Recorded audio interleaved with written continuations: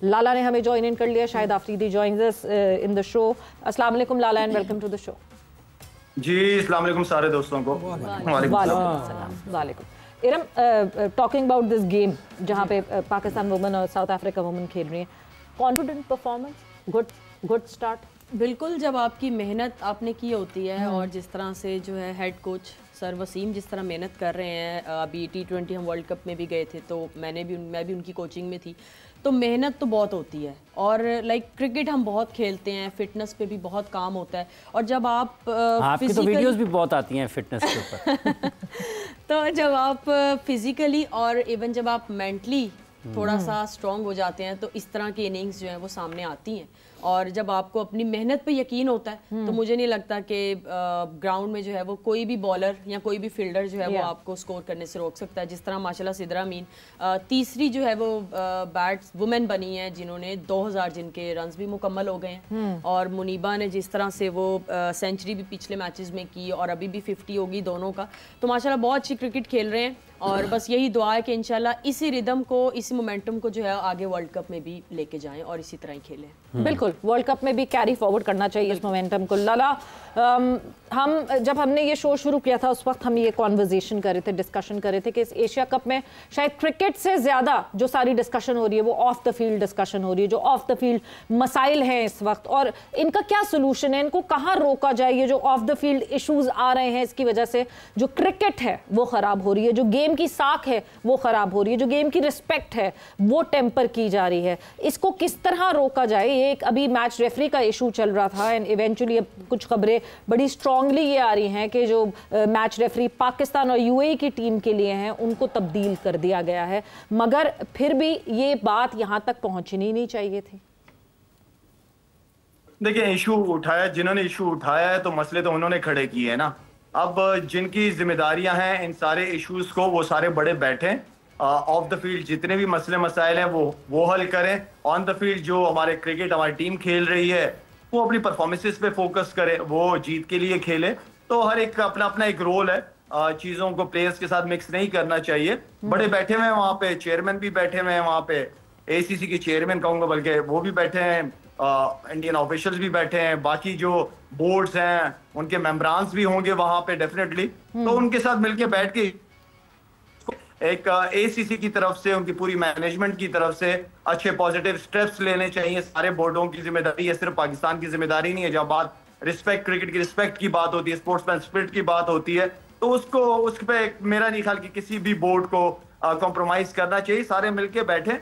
आपकी हर साल होती है ये इवेंट होता है, इसको कैसे मैनेज करना है आज से फैसले करना शुरू करें। बिल्कुल, चाहे वो कोई भी बोर्ड हो, सब बराबर हैं, सब एक ही जगह बैठे हुए, सबने खेलना है आपस में, किस तरीके से खेलना है इस पे मैनेजमेंट डिसीजन ले।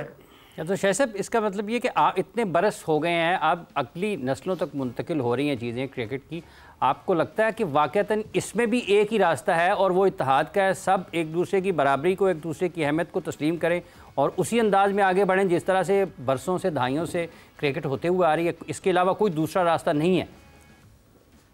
दूसरा रास्ता क्या होगा, अब डिपेंड करता है कि दूसरे रास्ते तक, कौन से रास्ते तक पहुंचाना चाह रहे चीजें हैं। आपका असल इशू जो कर रहा है मेरे ख्याल में क्योंकि सारी टीमें बड़ी, सारे बोर्ड के मेंबर्स वगैरह सारे टेस्ट नेशन है, आई थिंक अगर आप ये समझोगे कि नहीं आप बिल्कुल ही अलग तलग हो उनसे और आप रूल करते हो, तो मेरे ख्याल में वो चीज गलत है, वो चीज नहीं होनी चाहिए। आप पॉलिटिक्स वगैरह करो यार, जो करनी है, जितनी करनी है करते रहो साइड पे, लेकिन हम बार बार कह रहे हैं, बहुत दफा कहा है कि क्रिकेट से पॉलिटिक्स को साइड पे करें। क्रिकेटर्स एक एम्बेसडर्स होते हैं अपने अपने मुल्क के, दुनिया में फैंस होते हैं, उनके थ्रू अच्छा पॉजिटिव इमेज जाना चाहिए कंट्री का और एज अ प्लेयर।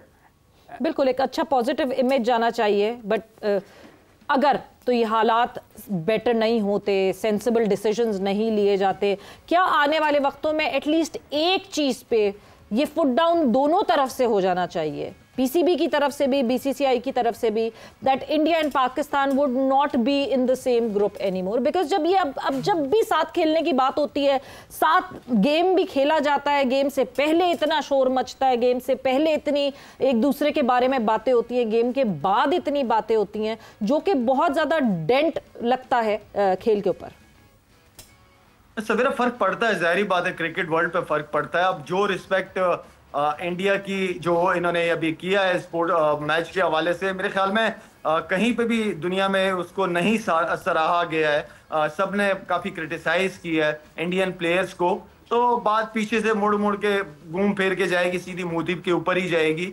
और उसने पहले कौन सी इतनी इंडिया की इज्जत दुनिया में रखी है जो ये भी करना पड़ गया उनको। तो एटलीस्ट प्लेयर्स की अपनी एक इज्जत होती है, रिस्पेक्ट होती है, उन पर प्रेशर ना डाला जाए, उनके घर लोगों को ना भिजवाया जाए, उनको उनके घरों को जलाने की बातें ना किया करें। मेरे ख्याल में वो लड़के जो मैंने जिस तरह कल कहा था कि हमने भी सवेरा क्रिकेट खेली है ना, जिस तरह इन्हीं इंडिया के साथ खेली है, जंगों के बाद खेली है, हमने भी जंगों के बाद ही क्रिकेट खेली है, लेकिन कभी ऐसा नहीं हो कि कोई प्लेयर खड़ा हुआ है उससे हम हाथ नहीं मिला रहे या मिल नहीं रहे। ठीक है, ग्राउंड तक जो जिस तरीके की अग्रेसिव आपकी बॉडी होनी चाहिए वो अपनी जगह, लेकिन ऑफ द फील्ड तो आप मिलते हो, उनके साथ बात करते हो। आज मोदी साहब यहाँ तक ले आए कि दुनिया को ये दिखा रहे हैं कि हम इनसे हाथ भी नहीं मिला रहे। हम भी कर सकते थे, हम भी कह सकते कि हम इनसे हाथ नहीं मिला रहे। इन्होंने जाफर एक्सप्रेस पे जो किया है तो उस पर हम भी हाथ नहीं, लेकिन बहुत फर्क है, लोगों का फर्क है, ज़हनियत माइंडसेट का फर्क है, उनके लीडरान अपनी यूथ को, अपने कौम को क्या डायरेक्शन दे रहे हैं। बहुत सारे लोग खिलाफ है, मैंने बार बार कहा है सवेरे, मैं फिर एक दफा राहुल गांधी को पहले भी किया था, दोबारा कहूंगा, उनका जिक्र करूंगा। उनकी फैमिली बैकग्राउंड देख लें, राहुल को गांधी साहब खुद देखें, हमेशा डायलॉग्स की बात करते हैं, हमेशा मिलके बैठने की बात करते हैं। इश्यूज दोनों तरफ होंगे, लेकिन एटलीस्ट जब तक आप बैठोगे नहीं तो इश्यूज एड्रेस कैसे होंगी, चीजें कैसे सॉर्ट आउट होंगी। लेकिन जब तक ये गोदी मीडिया और मीडिया है इनका, आई थिंक ये तो चाहते हैं कि कल ही जंग हो जाए। और मेरे ख्याल में इनकी मीडिया ने ही, हमने तो वैसे 22 से 27 टारगेट किए हुए थे इनके जहाज, लेकिन उसके बावजूद हमने ख्याल रखा कि हमने सिर्फ 6 ही गिराए हैं। चलिए जी, पॉलिटिक्स को मेरे ख्याल से आप खल्ली वल्ली कर देते एकदम से। मैं जो ना थोड़ी देर बाद ये फीलिंग आने लगी कि स्पोर्ट्स प्रेजेंटर नहीं है हम लोग, पॉलिटिकल प्रेजेंटर है। And yes, coming back to sports, हम थोड़ी सी अब जब स्पोर्ट्स के हवाले से जरा डिस्कशन को आगे बढ़ाते हैं, ग्रुप जो दोनों हैं, ग्रुप ए और ग्रुप बी, उसके पॉइंट्स टेबल पे नजर डालते हैं कि इसका सिचुएशन क्या और सुनहरी क्या है। तो ग्रुप ए पे सबसे पहले जो है नजर डालते हैं, जहां पे India, Pakistan, UAE and Oman, they were in action, और India is leading the table क्योंकि 2 में से 2 मैचेस जो हैं वो इंडिया ने जीते हैं, जो 4 पॉइंट्स के साथ there at the top of the table. Pakistan ने 2 में से 1 मैच जीता है, so with 2 points there at the second number, क्योंकि उनका नेट रन रेट जो है वो बेहतर है यूएई की टीम से, बिकॉज यूएई ने भी अब 2 मैचेस खेल लिए और 1 मैच में उनकी जीत है। With 2 points they are at number 3। और ओमान जो है, ओमान का अभी तक खाता नहीं खुला है। ओमान जो है वो 2 मैचेस ओमान ने जो खेले हैं और दोनों में जो है नाकामी का सामना एंजॉय कर रहे हैं, एंजॉयमेंट करने ओमान सीख, ये देखिए, ये इन टीम्स के लिए ना सीखना बहुत जरूरी है।